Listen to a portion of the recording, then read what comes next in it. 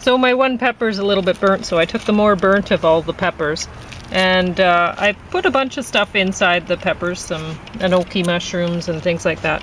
We're going to be talking about orange is the new black. And well, I don't know. We might talk about it a little later because I haven't finished the whole thing yet. I'm on the last disc, but I don't know. I don't know if I will have more to say about it. I enjoy watching it. I think you enjoy it more than I do, but I have got nothing against it. It's just prison stuff about prison life really gets me down. Right? Well, it is tough because, I mean, if you identify with any of the characters, there's something wrong with you. You're not a very because honestly, all of the characters are bad guys, and you can. I mean, I feel sympathy for some of them when they're, you know, when their life goes worse or whatever, and or when some people end up dying, I feel bad for them. But I mean, you know, go ahead. I no. thought you were finished. Like, there's one woman who she's not mentally, well, there. Honestly, there's a lot of characters who aren't all mentally there because they're psychopaths. I mean, who would do these? Yeah. And like, honestly, they'll end up, like, even the main character, Piper, who we followed going into the prison system and, you know, before when she was charged. Anyway, she's not a good person. No. And she's messed up. I mean, if you think about it, like her one probation officer is saying to her, well, why would you risk everything to go, why would you risk going back to prison? Like, Piper's doing some stupid things. Like, she decides to get high on marijuana. She's getting drug tested every week. Why risk it? I mean, her brother tells her, oh yeah, I have this system and it'll fool a drug test. And it's like, come on. Why would you risk it? Even if it does happen to be true, even if somebody does have a system to fool a drug test, it's not worth it. No. You know, like, getting stoned on marijuana and end up going back to prison. I mean, you might enjoy smoking marijuana, but it's not that good, is it? I mean, can't you do without it for, I don't know, forever? Long? Yeah, you're on probation. It doesn't even make sense, right? So she's doing this stupid stuff, and it's not sane. Nobody who's fully sane would do stuff like that, honestly. But at the same time, where do you draw the line with insanity? Like, we've anyway. Yeah, I realized how different folks like this are from me. When is her name Piper or something like that is talking about having to, she's on probation and she's just walking on tenterhooks. It's like so hard. It'd be hard for me to break probation. Because you'd be doing stuff that I'd never ever want to do. Said it's hard for these people to stay out of prison when they're on probation, right? The characters in the story, like, I understand. There's one woman, she comes out and her daughter is, getting, having a relationship with somebody who's way older, and the mother is concerned, right? But and she catches her with them, the guy and a friend. What are they doing? It's crack or something like that? I don't know, but honestly, what she ends up doing, now who's looking out for her daughter? So she just made sure that her daughter's going to continue hanging and go down a bad path. Yeah, she with her reaction, it's ridiculous, right? Yeah, it's over the top. So what does she do? Smash a the window of someone's wasn't even car. his It car. wasn't even his car. Yeah. Yes, it's just, She just loses control, Yeah. right? And so, honestly, you got to think, well, there's got to be some prefrontal lobe damage there, Yeah, because cause and effect. I mean, my we had this dog Copper, and he was like a son to us, adopted son, he was a good guy. not Basset by Hound. birth in any way. 65 pounds our of fun. He was wonderful, and he was actually raised by other people before he came to live with us. They were going to let him die because, well, they were going to put him down, and then I don't know. The vet ended up telling somebody I knew, and so the dog ended up coming to me anyway. And it was very expensive getting the work done. He needed his bones moved in his face to where the teeth were. Anyway. His jaw was rotting, right? Yeah, and he had a lot of problems with tumors over the years. We had a lot of, and he They had, were benign, lipomas. Yeah. and so he had, when he came to me, his face, like, he didn't want to eat because his mouth hurt so bad, right? And he didn't want to poop because he had this tumor on his. So anyway, he was pretty thin when he came to me. But after some work, and he was a great dog. Anyway, He loved life, you know. And Pauline gave I've been- him about 50% more life. Yeah, than oh, what I he love had. that He was dog. going to So- go to the glue factory. and I still have that dog thing. And so lately I'm thinking of him because I'm thinking of Basset Hounds, because I'm doing paintings of another little Basset Hound we had. He was wonderful. Tornado. Yeah. Yeah. But Lived up to he the had some name, mental very- problems. But anyway, you know, genes and maybe nurture, nature. Well, he was a smaller guy. He was But- 35 pounds. He'd been mixed, Yeah. I think, with Beagle and a little bit of Dachshund. But what So- I was going to say is, people are always talking about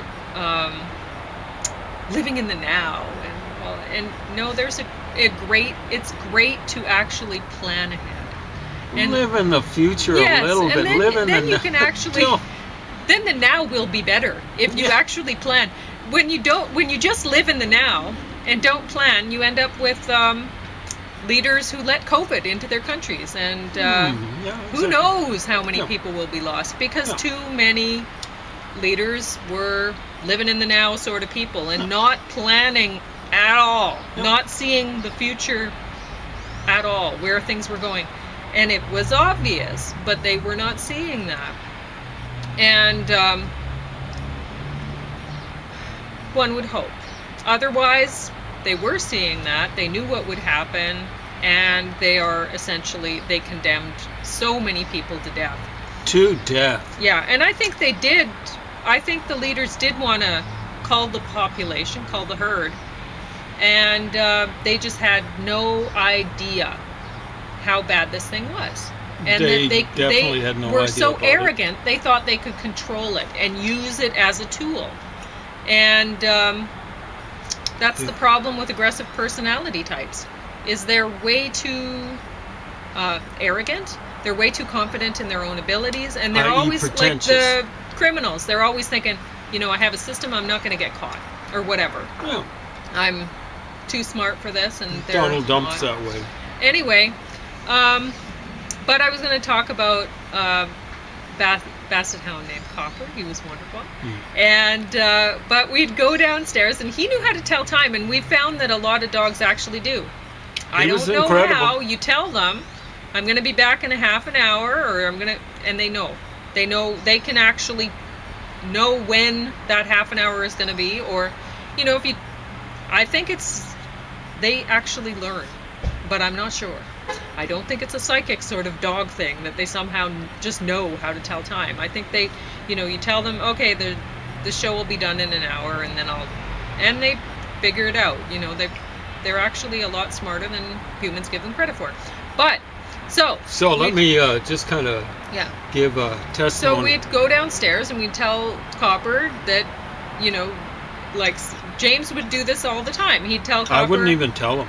Like what? I'd go down and play, what was that? Dr. Mario. and I'd run through it in half an hour. There are probably people who could do it way better than me. I just so he had this thing, and he'd Copper relax it, would, and it was during exactly half an hour. and he'd Copper would start putting up a whimpering fuss. Yeah, at exactly. 29 minutes. Yeah. You know, he was getting ready. He was wasn't like going to waste time. He was like an alarm clock. He knew it. And I had the sound off. What did he have to how go by? did he know? Mhm. But he knew. Well, he And just had so a sense anyway, of time. when he didn't like, we found that the dogs don't like it when we go out together. Like when we're out deck dining and stuff like that. There's been a lot of Revenge Pete. yeah. That's what they call it. And but they've gotten better over the years. So they're actually learning. We will come back, and we're not like I gave them a bunch of carrots that were barbecued when just before we were about to eat this. So I threw them around the room, and hopefully they're eating them and they're not angry at us. But with Copper, so if I went downstairs with James while he was playing, Sometimes Copper- we'd play some sort of Copper game. would Tetris. pee on the floors. One time it came through the floorboards, pee raining down, and On right Pauline. on my head. He knew knew where exactly I was where- somehow, and he peed right on my head. Yeah, Anyway, came down through the floorboards. It was incredible. but right after he would do something like that, he'd feel so bad. He was like, I don't know What why. did I do? Yeah, what did Yeah. I do? What did I get myself How in? terrible. And he was, there was really no point in yelling at him or anything because he really genuinely already felt bad. He knew as soon as he did it, he was like, oh God, no. Oh no, what have I done? And you could tell that's what he was thinking. And There are people who are like that. You Yeah. know, they've just got to do something. Then and they're then going, "What did I afterwards do?" they're like, oh, but I mean, if you look into dogs, they don't have the same sort of brains that humans do. So Yeah, so if you got a... why would you want people to be more like dogs that way, where they're just living in the now? They can't, like, once they've done it, they realize, oh no, right? But what do you do? So you get the story of the ant and the grasshopper. There's no such story, but you know, there are people like that. And the grasshopper's living in the now, living up now, and didn't get the good result. And I want to bring in, hopefully Pauline doesn't mind this. When I was a kid, I believed strongly in equality of opportunity. Guess what? I still do. I want it to be like across the board and in the long run across the world. But you know what it is now? It's equality of outcomes. Tell that to the ant. Tell that to the ant. Hey, share with that grasshopper. You know, wow. That comes down to the Marxist thing. From each according to his ability, to each according to his need. Well, that's not a very good formula. Marx did quote the Bible at one point in time, and he said, "Those who don't work shouldn't eat." There's a little bit of a disconnect between the two things, because you know, if a person is a grasshopper, at least according to the proverb, they're going to have some need along the line, and I don't see where an ant should be asked to help a grasshopper out. Well, not asked, I mean demanded. Well, demanded, exactly Yeah. right. You shouldn't even be asked. No. But now understand, when I'm talking about ants, I'm not talking about capitalists. Capitalists are like grasshoppers that actually get away with it. But I'm talking about people who we talk about greens, right? Greens and blues. The grasshoppers are capitalists like Reds and stuff like that, or commies, or fascists or Nazis or whatever. And then there are the yellows, the shake and bake kind of aggressive people, the artsy, shartsy types, and stuff like that. I shouldn't have to pay for their needs. They're not doing anything to help anyone else out. They're doing crappy art. No. And nobody pays me to do my art. I'm just going to point that out. No, I've been doing poetry Nobody ever for decades. I've never, ever, ever, ever had to have the Canada Council come and bail me out.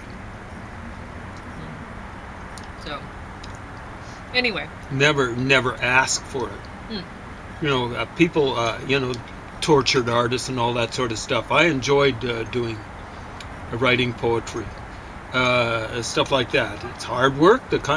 Believe me, it's a lot harder for me than it is for someone writing free verse. But I enjoyed doing it, and still kind of enjoy doing it.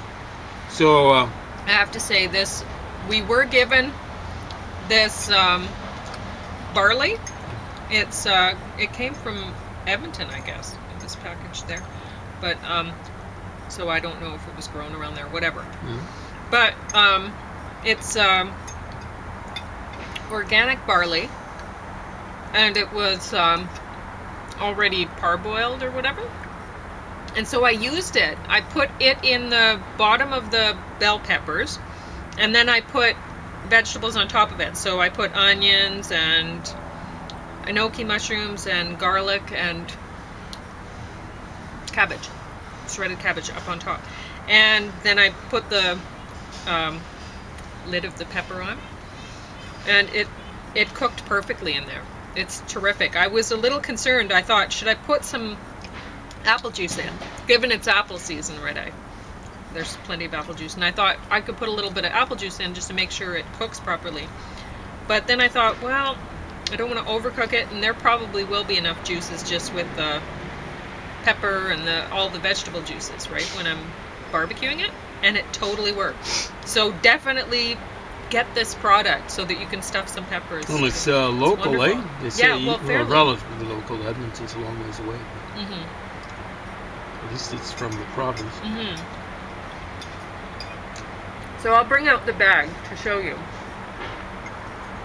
so you can try to get the product, because wow, did this ever work. This is awesome. It was fairly easy. I mean, I just stuffed a bunch of peppers, and I put carrots in the tray around the peppers so that they would stay propped up. Covered the whole thing over with foil, and we were reading Ulysses. Yeah, I've got to about Where 30 are we in pages the today. book? We're about 340 pages in. Okay. So that's out of about 700 pages. So we're close to halfway through. And that's just basically been the summer. So. Mm-hmm. And it's basically just when we've been barbecuing. But when you're reading it out loud, it's a slower sort of process than reading it. But honestly, I do think that Orange is the New Black this is the final season of it, by the way. And I thought the last season would be the final season, given Piper was out, right? So I thought, that's the end. Well, they came out with one more, to show her life, how it was, trying to get, and so they have some things like she's going on a sort of retreat into the wilderness with some friends, and she ends up in a bunk bed, so it's sort of like prison. It's sort of like prison again, right? But so it keeps showing that her life is, for a while, it's still, you know, the transition is a lot like prison for her. But perhaps that's what people need, so that they can actually one day make it back into society and be able to respect other people's rights and stuff like that. And maybe rules, make a and contribution. Exactly. So I'm not... It's funny, when I was younger, I would have felt a lot differently about things. And then, you know, now I'm living downtown. There was a big, loud noise that got the dogs going. When was that, last night? It was night? a shotgun blast this morning just outside anything my could happen house. in this neighborhood. We've had a murder here this summer. Not right here. You it know, was two houses down. Yeah. No. Anyway, and the thing is like in this season, they're showing it's sort of like a prison system, where the illegal immigrants who have found their way into various societies. But in this one, it's American. It's supposed to be American society, and they're not supposed to be there. They're not citizens. They haven't went through the proper channels to apply for citizenship, and so they're not paying taxes. They're not any of that sort of stuff, and they're probably being exploited by people for labor, one would assume, but it's not. They're not being exploited by honest tax-paying citizens, and that's the thing. Is They don't contribute they're to no our society. What No. they do is they're being exploited by rich people. who don't believe in society growing. They're selfish people who just want to exploit other people for their own means, for their own empowerment or whatever, and they're not interested in building society anyway. Look here, little titmouse. He came. I don't know if you would caught him in the camera. He was just ducked down. Very nice. Yeah, I got he was scared when I right went there. to take my glasses off. Yeah, he's a sweet little guy. I put food Must on think I'm the Cyclops rail, or something like that. and I put food in the feeder. So sometimes they want to go to the rail, and sometimes they go to the feeder. It depends on the bird. So anyway, what I was going to say is seeing that maybe some people in the place ICE for the illegal immigrants, that detention center that they show in this. There are some people that don't speak any English or any Spanish in that detention center. What are they doing there? How did they manage? How did they think they were going to come into America and become productive members of American society? I understand when people's lives are so terrible in other countries, but that it doesn't help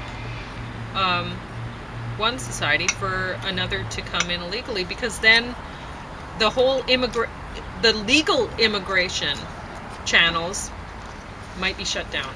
You don't know who's going to come in power, and that's what is happening with Trump. There were too many people, and still are, too many people wanting to support people who break the law and call them heroes and get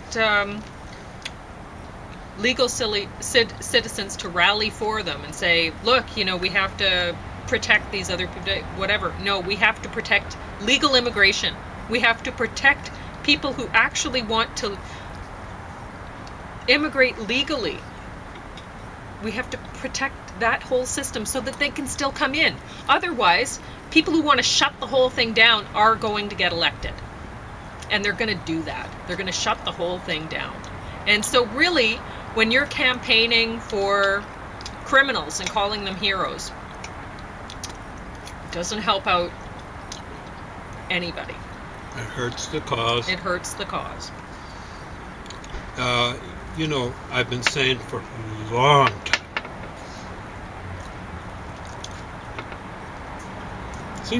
ever since 9/11, almost 20 years, we are the last refuge of the refugees. When it gets closed down, when the refugee system gets closed down, legitimate refugees, there'll be no place for them to go to. We're the last refuge of the refugees. They're running from everywhere else. Okay. You cannot have open borders with the places that people are refugeeing, if I can coin a term, refugeeing from, they're fleeing from. You cannot have open borders. How are you going to guarantee the people that they're fleeing from don't come after them? You can't. You can't. And we aren't. And the big trouble is they don't just come after the people that are refugeeing from them, that are fleeing from them. They come after everyone here. So basically, when you look at Honduras, Should we have open borders with Honduras? Yes, there are people wanting to flee from there. There are people that are fleeing from there. The murder rate in England is roughly 1 murder per 100,000 population annually. That's what it is. In Lethbridge in Canada, I presume it'd be somewhat higher. Let's say it's 2. The United States, it's awful. It's out of control. It's 4.7. These figures might be somewhat out of date. 4.7. Actually, that isn't that bad. Well, it's maybe twice what Canada's is. 3 times maybe. It's almost 5 times what it is in England. Now, here's the thing. What is it in Honduras? It's 90. That's not 9. Roughly twice what it is in the United States. It is 90. You cannot have open borders with a country like that. You can let in people who are fleeing from it, but you cannot have open borders. You have got to check to make sure that the people the refugees are fleeing from aren't coming in after them. And they won't just be hanging out in ghettos and going after the refugees that have been fleeing from them. They'll go after everyone. And the same thing applies, sad to say, for people fleeing from the Sudan. You cannot have open borders with the Sudan and let people in from Darfur and allow people come in after them, the Janjaweed, or however they style themselves. You cannot let them in. You've got to block them. What can I say? You know, what you've got is the law of unintended consequence. Oh, wouldn't it be nice? You do a little bit of wool gathering to have open borders across the world. Wouldn't it be nice? You know, cue the Beach Boys and stuff like that. It doesn't work out that way. You know, I can recall going to a demonstration for open borders, and I asked, well, should there be... Goldfinch again. Wow, right there. It's been goldfish. Do you see goldfinch on the... I see one flittering around. There's the woman, and then the man is just... I should point the camera so you Well, can actually, I see 3 maybe. This is unusual because you usually only see 2. Yes. Okay, I'm going to try to get the camera before goldfinches when you hear them beeping. It's awesome. This is actually much better news than what I was delivering. I tried it. They're there. So I'm going to zoom in and